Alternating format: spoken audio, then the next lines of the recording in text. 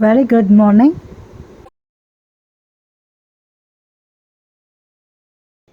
முன்னொரு காலத்தில் 6 முட்டைகளைக் கொண்ட ஒரு தாய் வாத்து இருந்தது. அந்த முட்டைகளில் இருந்து 3 அழகான குஞ்சு வாத்துகள் வெளிவந்தன. ஆனால் கடைசி முட்டை உடைந்து வெளிவர அதிக நேரம் எடுத்துக்கொண்டது. அது இறுதியாக உடைந்தபோது அனைவருக்கும் ஒரு பெரிய ஆச்சரியம் காத்திருந்தது. ஒரு அழகான குஞ்சு வாத்துக்கு பதிலாக சாம்பல் நிறத்தில் அவ்வளவு அழகில்லாத ஒரு பறவை வெளிவந்தது. ஐயோ, என் இறகுகளே!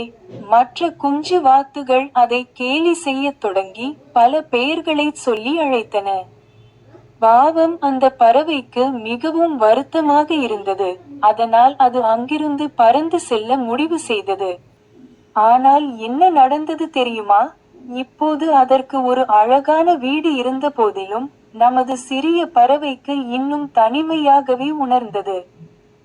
ஒரு நாள் அது ஒரு குளத்தை பார்த்தது.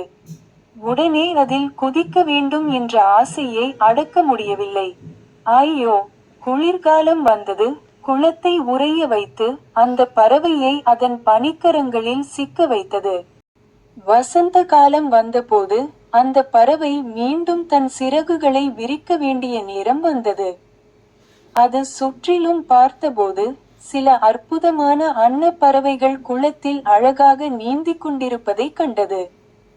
ஆனால் நமது பறவைக்கு வெட்கமாக இருந்தது. அது மற்றவர்களிடமிருந்து வித்தியாசமாக தெரிய விரும்பவில்லை. ஆனால் அடுத்து என்ன நடந்தது தெரியுமா? அடடா, இது நம்ப முடியாதது!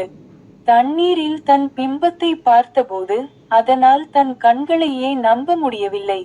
அந்தச் சிறிய சாம்பல் நிற பறவை மற்றவர்களைப் போலவே ஒரு கம்பீரமான அன்னமாக மாறியிருந்தது. அந்த தருணத்திலிருந்து அந்த அழகான அன்னங்கள் நமது பறவையை ஏற்றுக்கொண்டு நேசித்தன.